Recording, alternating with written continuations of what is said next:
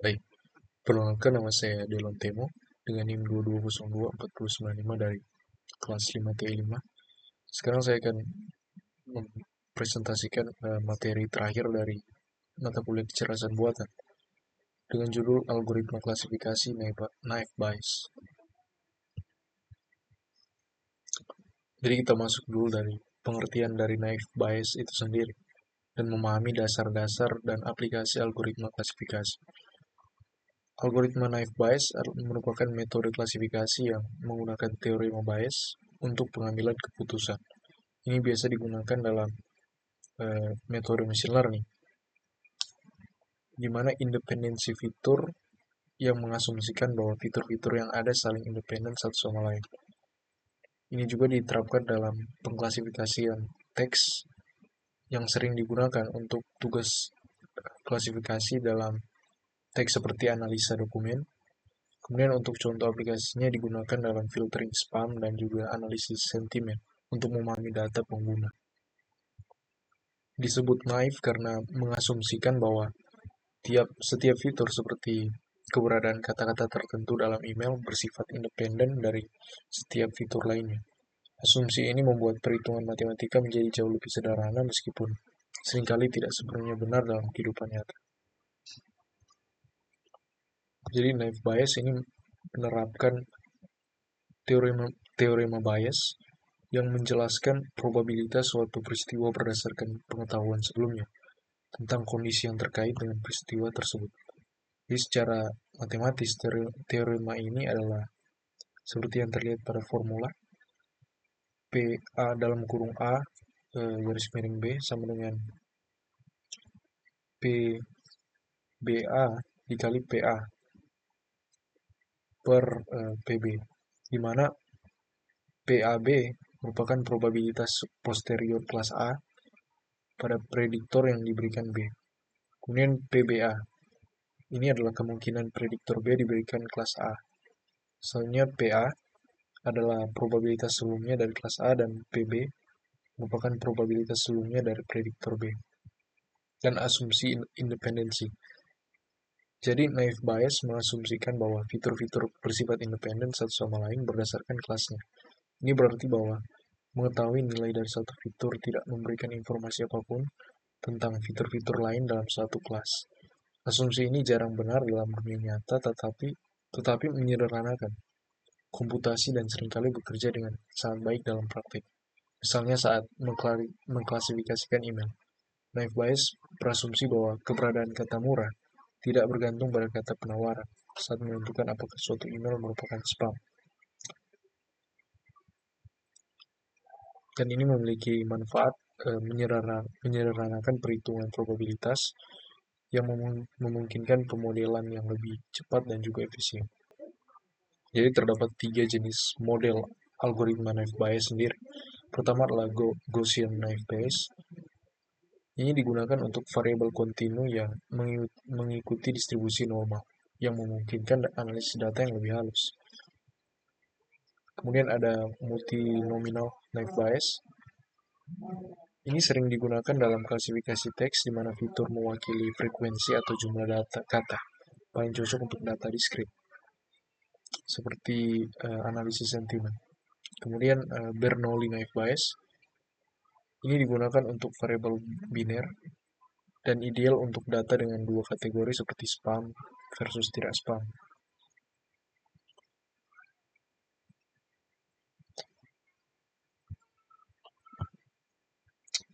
Sekarang kita masuk pada langkah-langkah implementasi naive Bayes. Jadi proses implementasi algoritma klasifikasi, sendiri terdiri dari tahap pertama yaitu persiapan data. Pertama-tama mengumpulkan data dan memprosesnya, kemudian dilatih untuk digunakan dalam model. Selanjutnya, dalam tahap pembentukan model, kita hitung probabilitas dari data yang telah dilatih, yang telah disiapkan. Kemudian pada tahap ketiga, yaitu prediksi, kita gunakan model untuk mengklasifikasikan data baru yang masuk. Dan terakhir adalah evaluasi. Kita mengukur kinerja model dengan metrik seperti akurasi, presisi, dan recall. Jadi di sini ada contoh kasus penerapan dari naive bias sendiri, yaitu filtering spam dengan menggunakan algoritma ini. Jadi naive bias digunakan dalam contoh kasus ini, di mana algoritma ini efektif dalam mengidentifikasi email spam dengan analisis probabilistik. Jadi email ditandai sebagai spam atau bukan spam. Setiap email dikategorikan ke dalam dua kelas untuk memudahkan proses klasifikasi. Kemudian pengkategorian berdasarkan fitur seperti frekuensi kata-kata tertentu. Jadi model menganalisis kata-kata yang sering muncul untuk menentukan kemungkinan spam. Selanjutnya model belajar dari data latih. Proses pembelajaran dilakukan dengan menggunakan dataset email yang sudah terklasifikasi dan kemudian mengklasifikasikan email baru berdasarkan probabilitas. Jadi setelah dilatih, model dapat mengklasifikasikan email baru dengan menghitung probabilitas dari fitur-fitur yang ada. Jadi FBI sendiri memiliki keunggulan seperti mudah diimplementasi. Jadi algoritma ini sederhana dan cepat dalam proses pelatihan serta prediksi yang memungkinkan user untuk mulai dengan cepat. Kemudian performa baik dan data yang memiliki skala besar. Algoritma naive bias menunjukkan performa yang baik pada data yang besar dan bervariasi yang membuatnya efisien untuk aplikasi nyata dan penerapan. Dan terakhir tidak memerlukan banyak data. Jadi ini berfungsi dengan baik meskipun hanya dengan sedikit data sehingga ideal untuk situasi di mana data terbatas. Namun kembali lagi, algoritma ini memiliki keterbatasan dalam menganalisis tantangan dan juga dalam penerapan sendiri. Jadi pertama, asumsi independensi tidak realistis. Jadi asumsi independensi antar fitur dalam algoritma naive bias seringkali tidak sesuai dengan kenyataan di banyak situasi. Kemudian sensitivitas terhadap data. Algoritma ini sangat sensitif terhadap data yang tidak representatif yang dapat mengakibatkan hasil yang tidak akurat. Kemudian kesulitan dengan distribusi fitur. Jadi Gaussian naive bias menghadapi kesulitan ketika fitur tidak mengikuti distribusi normal yang dapat mempengaruhi kinerja. Pada tahap evaluasi dan validasi model, kita mengukur kinerja model klasifikasi naive bias dengan metode evaluasi. Pertama, akurasi, jadi proporsi prediksi benar dari keseluruhan prediksi yang dilakukan oleh model. Kemudian presisi, proporsi prediksi positif benar dari keseluruhan prediksi positif yang dihasilkan. Kemudian recall, ini merupakan proporsi prediksi positif benar dari keseluruhan kasus positif yang ada. Dan terakhir F1 score, yang dimana adalah rata-rata harmonis dari presisi dan recall, memberikan gambaran menyeluruh tentang kinerja model.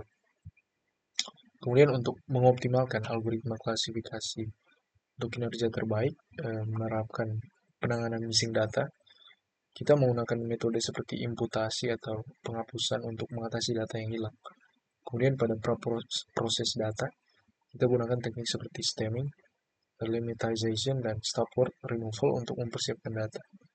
Selanjutnya untuk penyesuaian hyperparameter. Jadi kita lakukan penyesuaian parameter model untuk kinerja optimal agar hasil klasifikasi lebih akurat. Jadi sebagai kesimpulan untuk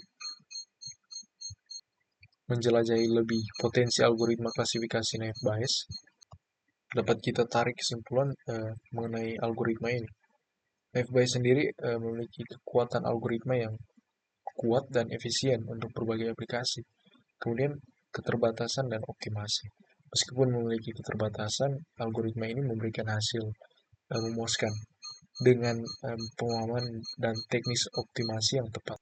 Terus selanjutnya apa? Langkah selanjutnya adalah menerapkan algoritma ini pada dataset spesifik untuk analisis lebih mendalam. Dan terakhir, evaluasi berkelanjutan. Jadi terus melakukan evaluasi dan peningkatan untuk memastikan akurasi dan efektivitas algoritma. Baik, sekarang kita akan masuk pada bagian implementasi dari materi yang sudah kita bahas, yaitu algoritma naive bias. Sekarang saya akan mengimplementasikannya menggunakan sentimen analisis.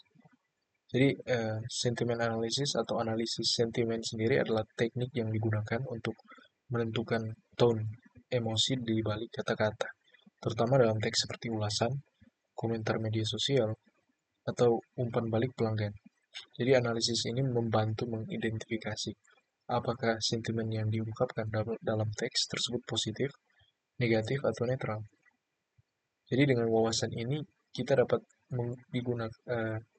menggunakan informasi ini untuk mengukur opini publik, meningkatkan layanan pelanggan, dan menyempurnakan strategi pemasaran. Jadi sebelum saya menjelaskan mengenai program, kita bahas dulu sedikit mengenai cara kerja Naive Bayes dalam analisis sentimen. Jadi Naive Bayes sendiri sangat cocok untuk analisis sentimen ini karena bekerja dengan menghitung probabilitas bahwa suatu teks termasuk dalam kategori sentimen tertentu berdasarkan keberadaan dan frekuensi kata. Jadi berikut tahap atau langkah-langkahnya. Pertama, kita latih model dulu. Untuk melatih model Naive Bayes, untuk analisis sentimen, pertama kita memerlukan dataset, di mana setiap bagian teks diberi label dengan sentimennya, misalnya positif, negatif, atau netral. Kemudian model belajar dari data berlabel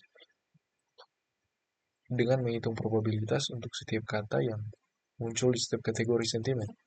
Misalnya dalam kumpulan data ulasan film, kata-kata seperti luar biasa, dicintai, mungkin sering muncul dalam ulasan positif. Sementara kata-kata seperti mengerikan, membosankan, dan terburuk mungkin lebih banyak muncul dalam ulasan negatif.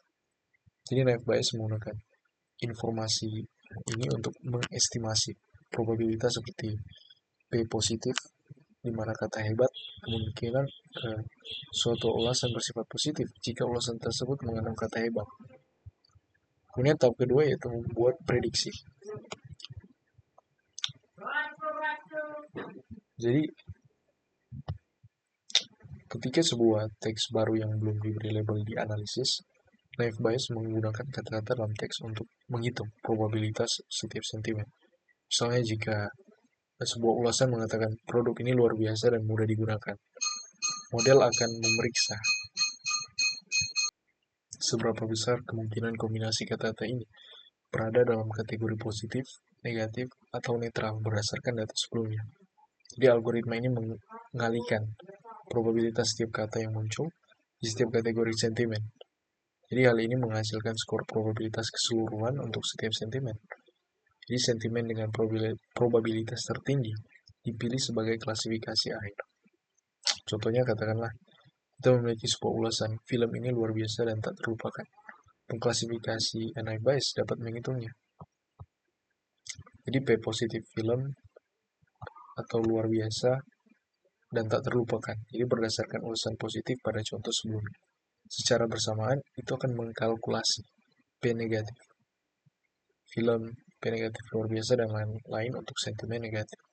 Jadi dengan menggabungkan probabilitas ini, algoritma menentukan bahwa probabilitas teks menjadi positif lebih tinggi daripada menjadi negatif, sehingga algoritma mengklasifikasikan ulasan sebagai positif.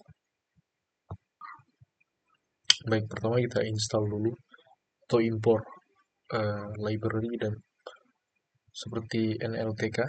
Jadi program akan menggunakan ini untuk pemrosesan bahasa alami dan scikit-learn untuk membangun model Naive Bayes. Kemudian kita import juga library klasik seperti Pandas.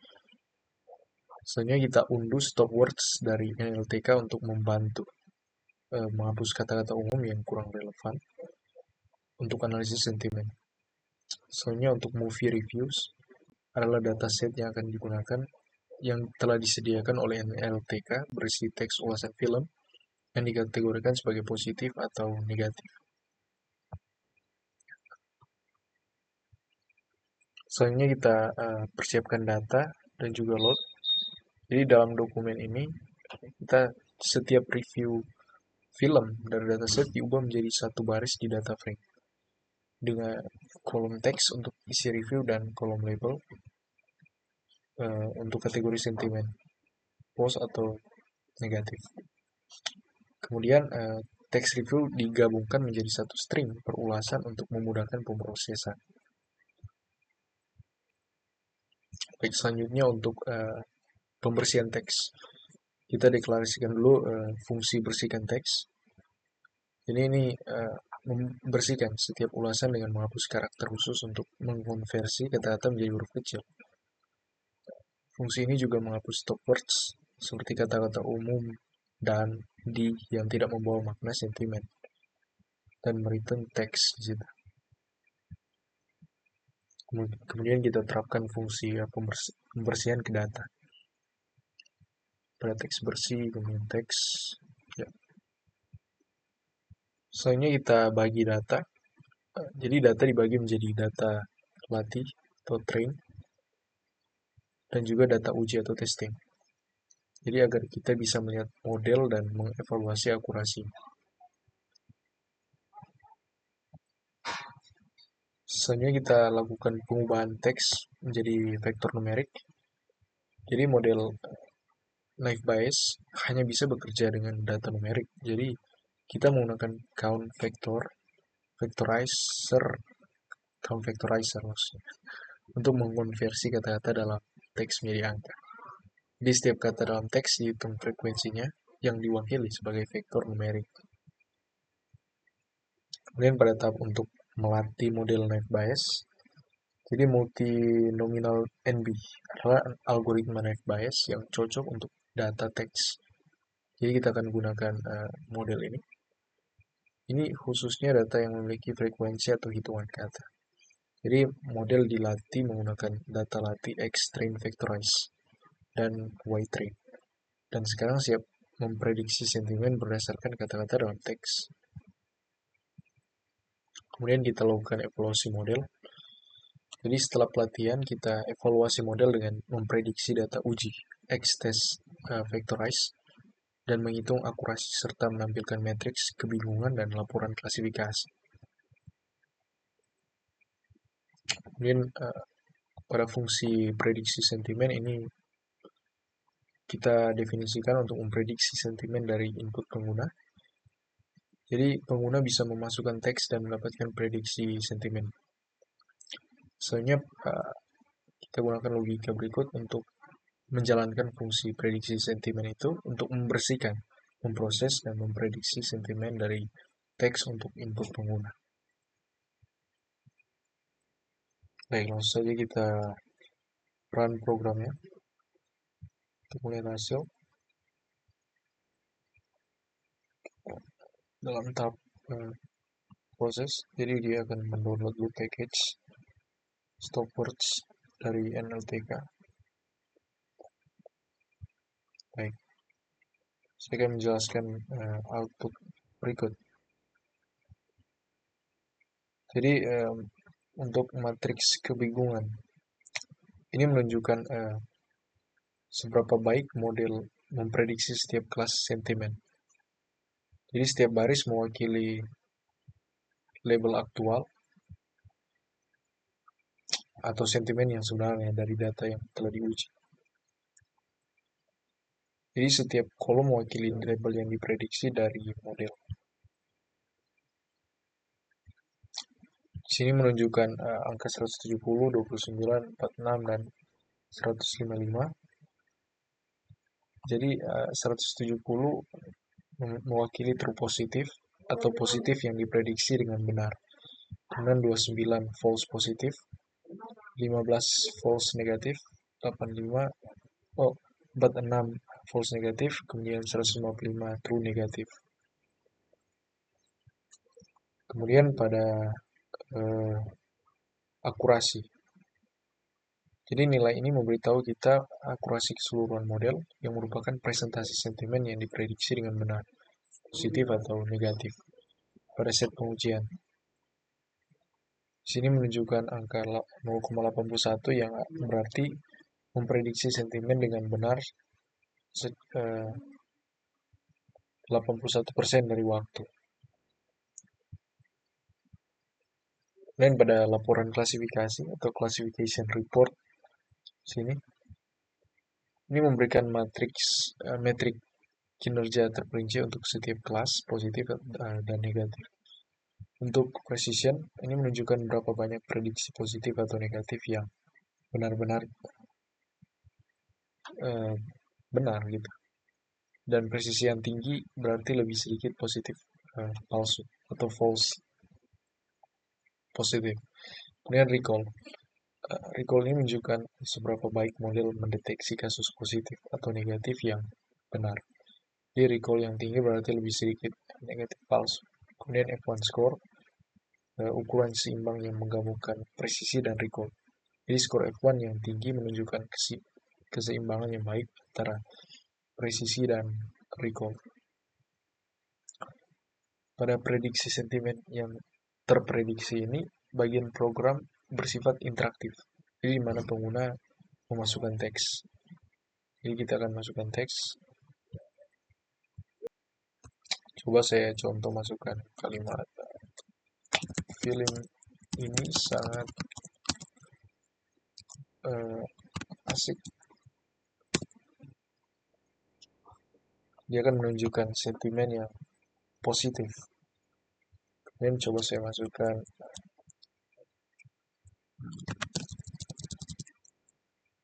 hasil dari film tadi sangat membosankan. Akan menunjukkan sentimen masih positif. Coba film tadi sangat jelek. Positif juga dia.